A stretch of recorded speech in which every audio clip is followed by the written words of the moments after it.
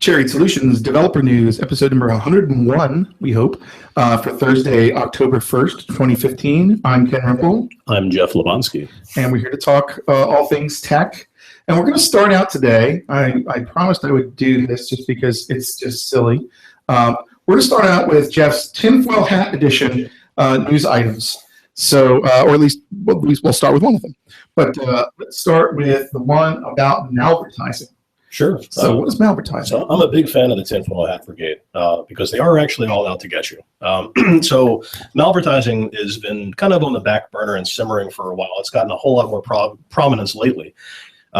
So you visit a website. Let's just call this website, Forbes. And Forbes. Since the entire advertising system is based upon very rapid counterbidding, extremely high volume, extremely low latency bidding systems, and nobody's vetting any of these people, they insert all kinds of malicious JavaScript and Flash directly into your browser from first-class websites. So it's been kind of fun lately. Google and Yahoo have been doing not a whole lot to actually counter it. They say they are, but they haven't. So Realtor.com and Forbes.com recently have been completely compromised by some of these malvertising companies. And so actually the two rootkits that they've been pushing, called Neutrino and Angler, have a 40% success rate and are currently known vectors for 0 days. So, wow.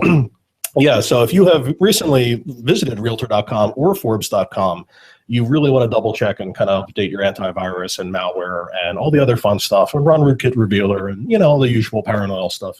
Especially if you're on Windows, perhaps. Yeah, especially if you're on Windows. But just to keep in mind, nowhere is actually particularly safe. So these guys are injecting directly into well-known, trustworthy quote-unquote sites. So this may be an excellent time to begin looking at particular ad blockers and seeing what they're all about. Yeah, really. I mean, Apple now with their shipping ad blocking features has been throwing the advertising industry for a big loop. I guess maybe one of those things is preventing malvertising, if I get the name right. So what would you suggest if you're running on a Windows computer or a Mac? Do you have any ideas of the kind of software you should run to try to prevent this? So I'm personally a big fan of AdBlock Plus, and I've been using that for a very long time. It kind of feels like it takes the net back to 1996. So all the flashing boxes are all basically gone. And it's kind of refreshing because you sit there and you say, wow, I didn't know that Google had advertisements on the side of my Gmail account. So it's neat that a lot of that stuff just gets vaporized. So AdBlock has gotten some kind of fun cat flap about they have a white list that you can pay to get on, and so there's some, if you can make a buck somewhere, I guess somebody's going to try to do it, which is kind of neat. But it does make the web a much more enjoyable place. Don't forget to support your content, do the high ground kind of thing. But it is nice to know that you can visit a website and not particularly get attacked by Russian or North Korean hackers. Yeah, that would be good, wouldn't it? Yeah. Okay, yeah. So actually, that kind of leads into something that I went through this week, and this is more of a user review, so to speak, of using Windows 10 on some Surface devices. I really am a fan of the hardware, the Microsoft Surface Pro 3 and Surface 3, in terms of it's a tablet, but it's a computer.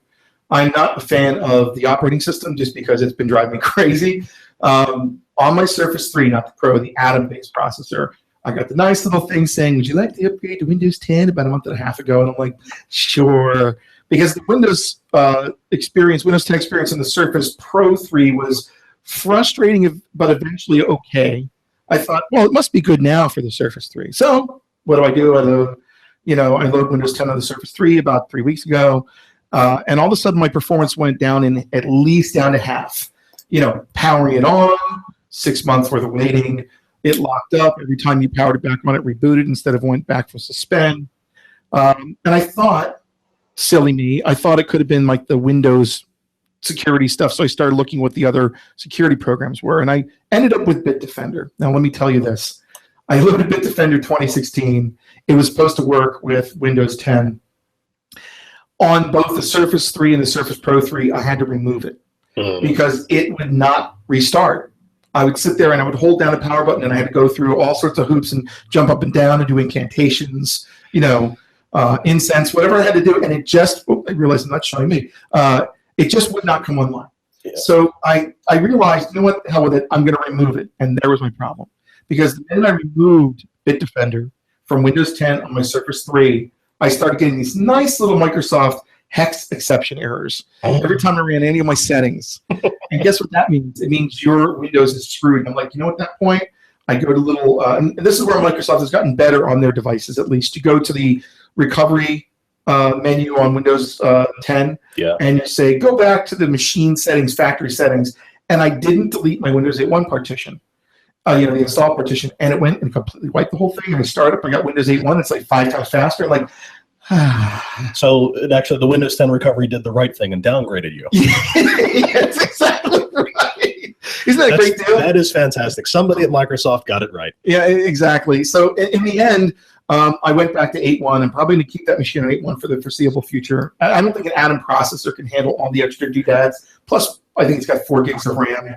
So why add all that stuff to that? Now, I should say my i5 machine, the Surface Pro 3, has been pretty good lately, but only after I removed Bitdefender from that as well. So I don't know if it's Bitdefender or not. But the other side note is I happened to go to one of my kids' teacher's sites, and that website is like his own private Joomla site that he wrote in, like, I don't know, 2006 or whatever. Nice. And all the content, the links are all broken. So I tried a link, and it went to some page that said, your Java plugin is not installed. And I closed the browser immediately. And so it could have been the 5 minutes between when Bitdefender was active and not. I could have been malvertised or malwared or something. Or something. And, I'll say this. It makes me pause and think maybe I should just eBay those 2 suckers and get the iPad Pro, for example, and the Pencil, because at least that's an operating system that will work. Even though it's not perfect, it'll at least work pretty solid and stable, and I won't get tons of viruses on it today. Yeah, but you'd be running iOS. It's not a real computer. It's not a real computer. And that's what bugs me about it. I put Linux on this on the i5 version, and it's almost good. They almost have mouse drivers figured out. They almost have, but almost only counts in horseshoes and hand grenades. Yeah, you don't want to go so far. So there's my little nightmare story about Windows 10. I still have it on my i5. I figured I'd keep it there so I can get the whole experience of Windows 10 and know what it is. But I went back, and the first thing what do you think the first thing was that I installed when I loaded up Windows 8.1 on the Surface 3? Just take a wild guess. Bitdefender? No. What would you as a programmer want immediately? The first thing I do is Netite, really. What's that? It's a consolidated installer. Comes with Chrome and the JDK and Notepad++. Oh, that's beautiful. I didn't know that. And it pulls them all down, installs them all silently, and then deletes itself. It's a fantastic program. I like that. Nanite? N-I-N-I-T-E. Oh, okay. Because what I ended up doing was I loaded Cygwin. I loaded. Cygwin. No. It's slow. It's heavy. It's ugly. Actually, that actually brings me up to an interesting segue. I'll have to stop turning my head to look at Ken because of this microphone. By the way, we're doing this for the first time, as is obvious, because I don't know how to switch screens. Go ahead. You're up. No, it's fine. So now I have to look at the camera. So, but yeah, anytime you're there, putting arcane symbols and salt on the ground and lighting candles, trying to get a new version of Windows running, you're in a bad zone there. And the usual stuff. Wait for the service pack to come out, but since 10 doesn't have service packs anymore, we're in a bold new world here. Rolling patches down. Yeah. So we'll see. They just fixed the start menu too, so that's great. Yeah. Well, actually, that was the first thing I loaded was the classic start menu. Yeah. So I could actually get a real start menu on Windows 8. Can we talk about your Windows Dev is less horrible, or is that mine? No, that's mine. Actually. Okay, because Windows Dev is less horrible than it was. This is actually a fun little segue. So especially the generation that I'm from, get off my lawn, kids, whippersnappers. I think you and I are in the same generation. Yeah, we both had POSIX textbooks and stuff. Staring at Kerrigan and Richie C books. Oh yeah, hey, yes. I always wanted to get mine signed. Design patterns, gang of fools. Go ahead. Yeah, still relevant. Anyway, people forget that. So we grew up in the Linux, the ascendancy of Linux and the absolute general horror. Now there's some Windows developers out there, and I am going to malign you initially. Do it, why not? So you can send mail to K Rimple. Chariot. Windows development was always in this little tiny sandbox, and Linux development was open, free, and glorious, and we had all these languages and fun things and whatnot. So I've been very, very pleased. I'm working more and more with Windows lately with one of my clients. It's thoroughly interesting how far they've come the other way around. So there's certain things like, the Visual Studio has been essentially brought to Mac and Linux. You can run .NET on Linux. You can run ASP.NET basically everywhere now. They're starting to get their act together, and particularly some of the fun stuff that I'm seeing with some of their distinguished engineers have just been kind of breathtaking on how open and interesting and cross-platform they've gotten. So as far as if you're still in this, Windows last world, the quaint, Visual Studio .NET hell that used to be development under Windows. Take it, give it a little bit of a peek and see what they're doing now. So, Windows containers are coming. People have been playing around with that. It is a full Docker experience for Windows, running both Linux and with a micro installation of Windows, believe it or not, as a full container system. Oh, wow, that's interesting, yeah. There's some interesting things. Chef has been deeply in bed with Microsoft. Really? Deeply in bed. There's actually this guy, and I've got a bit of a developer crush on this guy, Jeffrey Snover, and he's in charge. He's the father of, PowerShell. You've been mentioning PowerShell a lot. Yeah. So it's not just a replacement it's not just a gimped out Bash and Cygwin. It actually is hardcore. Everything you can do with the Windows API for configuration, and do it in PowerShell with the command line. So kind of neat. So this guy actually has been trying to get this done for 13 years, and ended up taking a massive demotion and some ridicule to follow his dream and get this thing through. So they told him to give this thing up. Nobody really wants to do command line stuff. This is Windows, haven't you heard? It's GUI, not this command stuff.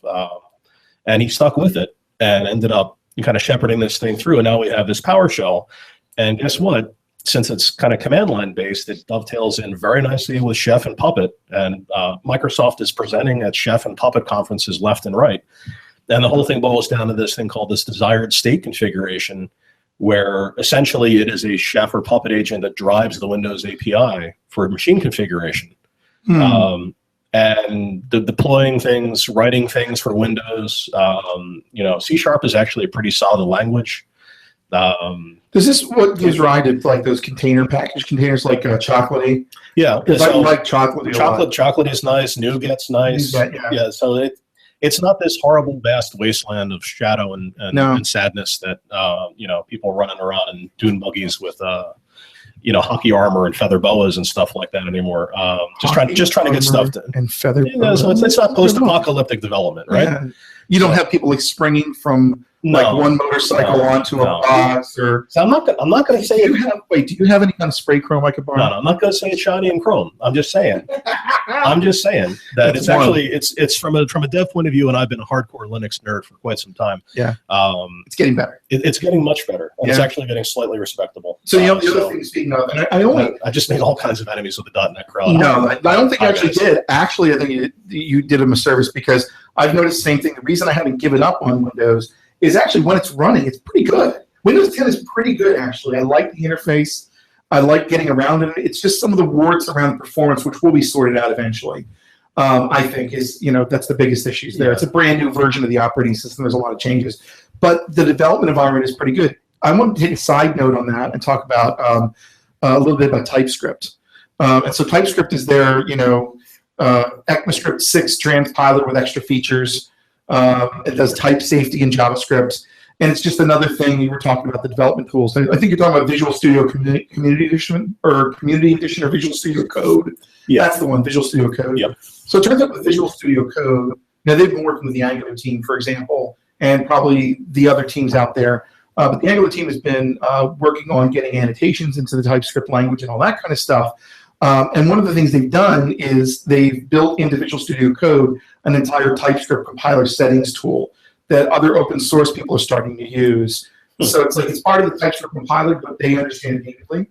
It's pretty cool. It is kind of neat. Yeah. So there's a lot of cool stuff going on in Microsoft right now. Yeah. So Windows is kind of sort of getting cool again. Yeah, man. Which is a little strange. It flips out a bunch of the Mac people out here. Like it really does. You tell a Mac person that you're using Windows, and they're like, I don't think you should be doing that. And we're like, well, yeah, but it's there, and I can't get an Apple tablet with handwriting that actually runs an operating system that's not a toy operating system. Sorry, Apple, I'll never get another free tool, which I never did. But the bottom line is, if they could just see that and they could figure out a way to make a lightweight, actual OS 10 on a tablet, or if someone from Ubuntu could get around to actually really working on a good tablet version of Ubuntu, it would be a good alternative. But these are what's here. Yeah. So. All right. So that's kind of a nice bloodletting of feelings. Do you want to talk about this? We didn't do this last time. There's an Airbus crash in June, correct? As engineers, we're always straddling the fine line between theory and optimal and the actual real world in which we live, which is messy and nasty and, has compromises and so on and so forth. So, the same way a bridge builder can't, neglect the shearing strength of steel, the software engineer can't neglect, the issues, the trade-off between time and space and memory and so on and so forth. Right. And if things go wrong randomly, which is the joys of software engineering. So cosmic rays, quantum, whatever, So one of the worst things is just the some of the blunders that you can do where you're absolutely sure that you're doing the right thing and you don't. So there was a recent Airbus crash, and it's their new Airbus A400. That's their big flagship, and it went down and took the test pilot with it. And it turns out that the sole reason for this was change control. So somebody had version control. You mean? It's essentially actually version control. Oh boy! So when the jet was being retrofitted, the torque calibration parameters were accidentally wiped from 3 of the 4 engines as they were being retrofitted back at the facility. So the individual performance characteristics for each engine, each engine showed up basically brain dead. And so they took off, they throttled up, and 3 of the engines said, and then the 4th one tried to actually compensate. And it's too late. So, you can do your best effort. The weakest link in the chain is where things are going to go wrong. But it's important for all of us to understand that a lot of the actions that we do take do have real world consequences. Yep. So it's not all business applications. We actually do touch the lives of a lot of people. And it's something to keep in mind. So they're doing a root cause analysis on that. That's going to look like it's a nasty goof in their process. Yeah. Not everything's software. A lot of it's process. If I remember from reading the article a long time ago, it was that someone just wiped those parameters as they didn't pay attention to restoring those. Is that what it was? Basically, yeah. Yeah. So that's that. Yeah. And that kind of leads to the Therac 25 a little bit concept wise, right? So the Therac 25 was a radiation machine for, if I remember correctly, for treating cancer patients. Is that right? It's a chemotherapy machine, and this is your stereotypical how everything can possibly go wrong in software engineering, but actually it does. It kills people. And this is something that I think if you're serious about what we do as engineers in the real world, definitely worth a read and getting up some of the background on this, because it was supposed to be 100% more safe than the physical interlocks that software replaced. And it turns out that it ended up fatally irradiating several people going in for chemotherapy. Yeah. But it's good lessons. And that was a race condition, wasn't it? That was. It was partially. I believe it is a race condition. I read it a while back, but I think it was something related to that. But it's also a decent amount of hubris. Yeah. That we all have to be a little bit aware of. And the operators also didn't really know what to look for. Everything that could have gone wrong did. So the guy's like, "Hey, this burns," and they said, right.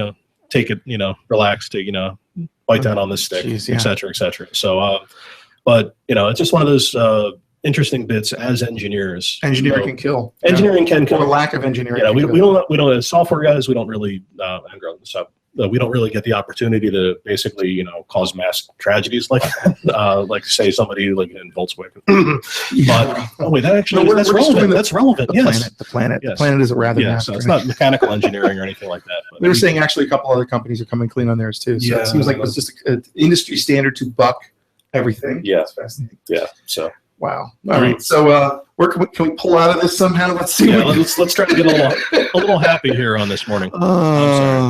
Here's another interesting one that just came across the wire, which was, and we'll put links to all these articles online at chariotsolutions.com/devnews for episode 101. This one's from ZDNet. It's Google and Microsoft make patent peace. So cats and dogs living together. That's hysteria. So so after years of fighting and wrangling and fun stuff with lawyers and such, they decided that it's probably cheaper to just not sue each other anymore. It's a ceasefire. So the quote is, in a joint statement, the two companies declared, Microsoft and Google are pleased to announce an agreement on patent issues. As part of the agreement, the companies will dismiss all patent pending infringement litigation between them, including cases related to Motorola mobility. Yes. Separately, Google and Microsoft have agreed to collaborate on certain patent matters and anticipate working together in other areas in the future to benefit our customers. So it looks like the patent wars, at least for now, are over. For now. They could sue people. I think there's a couple dozen other patent wars running around. You know what it is? You know what? We've been together a long time. I just want to sue other people. Okay. I just want to sue other people. I want to move on. I know. I want to move on. You're free. You're free to. All right. And you have a last word here, I believe. Wait, before we do that, hold on. I'm sorry. I want to point out 2 events that are coming up from Chariot. Number 1 is on November 10th, 2015, if you're watching this later. Downtown in Philadelphia, we've got a Bluetooth low energy workshop with Don Coleman, our director of development here. It's going to be, I believe we're capping about 40 people. There's a small fee to attend, but you will get if I remember correctly, it's going to be an Arduino, and you'll work with that and some sensors on the Arduino to communicate Bluetooth with your phone back and forth. And do some development on it. So you'll get a chance to play around with that stuff. We'll have a link to that in the show notes. It's at our site on the events page of the site. If you just go to news and events and pick events, you'll see it there. And also, Chariot is sponsoring coming up Clojure Conj, CONJ for those in the Lisp world, right? Mm-hmm. So Clojure Conj is coming to Philadelphia. It's actually in the same venue that we normally, and here I am staring at Jeff. There we go. I'm the one talking. Hey, over here, Google. But anyway, yes. So Clojure Conj is November 16th to 18th at the Sheraton Dock Street, downtown in Philadelphia. A nice venue, especially if you're staying there. Very nice. Oh my God, great restaurants everywhere and such. And if you've never seen the Liberty Bell, it's a short walk away. Medium walk away. Medium. That's at clojure-conj.org, and we are a sponsor. We will be there in force, so come stop and see us at the booth. Yeah, if you feel as though you're not using enough parentheses in your life, and that 9 and 0 key are delightfully unworn on your keyboard, Clojure is the answer. So. That's what we're going to go with. We're going to go with that. Did you have an parting shot here or a parting comment? I thought I saw in here somewhere. Maybe I'm wrong. In the document. Thought-provoking academia. I could do my thought of the day. Let's do it. So I've always been a bit of a theory buff, which is most of my professors back in college would be thoroughly shocked. Wait, would they be theoretically shocked? Yes, they would be. Shocked. Ken Rimple, ladies and gentlemen. Thank you. Yes. Coining stupid statements for the day. He's here all week. Tip your waiters. Just the thing I bumped into on the least the 2015 SIG-Act news. So I didn't even know it existed, and it's probably not a whole lot of other people know it existed. But there's this concept of state of transactional memory, which actually provides atomic concurrent write access to RAM.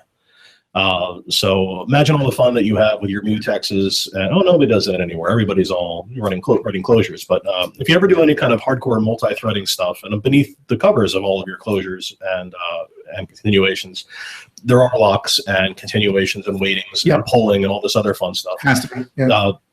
This actually allows in hardware concurrent multiple access to RAM without any kind of software locks. So, which is kind of nice because threading is the bane of all software engineering currently. Now that we're in a multi-core and soon hyper-core world, all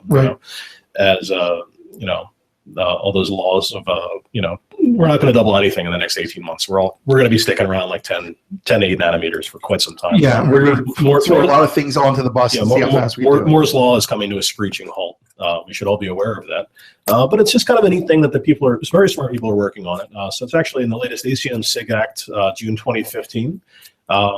So hey, it's not ready for prime time yet. They're still figuring it out. There's a whole lot of theory and work need to get done on it, but it's actually now present in Intel Haswell and Power 8 chips, and really big in Haskell. So it may come to a language near you sometime in the future, but it's neat to think that there's some actual, there's some hardware solutions to the problematic and nagging software issues that we have today, especially with concurrency. And it's only going to get worse as we start moving out to many more cores. I mean, you already kind of have that now with people using GPUs, right? Yeah. I mean, I don't know how you program a GPU. I know it's totally different. And I know that there are people that are getting really good at doing non-graphical computations There's a common API for that, isn't that? No, each one's different. NVIDIA has their grid, and right. I forget the actual C, but CUDA is what I'm thinking. Yeah, the CUDA is the chip, the parallel chip technology. Mm-hmm. But there's so anyway. The only reason I mentioned is 2 years ago at an Android conference, someone was showing us some sort of CUDA API that's supposed to work across certain platforms. Huh. I'll have to pull it up. I'll see if I can pull it in the show notes. Maybe we'll talk about it next week. Yeah. But or whenever we do this again, I think it'll be next week. It all depends. But yeah, so interesting stuff. Yeah, very. So this is instead of software transactional memory, this is hardware transactional access, or atomic access to memory areas, thread safe across many cores. You may never have to write another mutex condition variable again. Which means you may not have to write a bug in mutex or bugs ascendant. Oh my God! That stuff. Yep. Oh yeah. I would not know how to do it. Yeah, so we're still talking, probably a decade plus out. But it's neat to see that some of the cutting edge of software engineering right now. So there's all kinds of fun stuff going on out there. Well, and by then my robot will be programming for me, and I just kick it and drop the oil can and say I'm never giving you any more oil. And the hell with you. Well, as we all know, rapid application development spells the ends of programmers. We're everywhere. So they say. Managers writing software. Hey, okay, so on that one, we're going to stop. So this has been the Chariot Developer News, episode number 101. Just a quick advertorial for you. If you head over to the Chariot website, you will find a number of things, including our blog. On the blog, we have plenty of discussions around things like Scala, WebSockets, and with Java servers, hardware machine, configurations for Windows 10, all sorts of stuff our developers are interested in across a whole bunch of different areas, even programming the 6502 with Rod Beerish's uncle, who happens to have been one of the people who invented the 6502. That's so last month. I'm in the 6503 now. So that's our blog. If you go to podcast, you see us. And we basically have 4 shows. We're trying to get back on track because we're so darn busy we don't do them enough. But the developer news is that one. We also then have the screencast from all of our different conferences, such as Philly Emerging Technologies for the Enterprise and the Big Data Conference we did a couple of years ago, and all those fun things. And, of course, PDF presentations. Again, we have our events here. If you were looking for anything that we were going to do, here's the Bluetooth Low Energy Workshop page. So visit us at chariotsolutions.com, and this will be on here as episode 101. So for the developer news, I am trying to get my screen back. For the developer news, I'm Ken Rimple. I'm Jeff Labonski. And we'll try to be a little more coherent with this next week. Fine. We can try. I can't do it.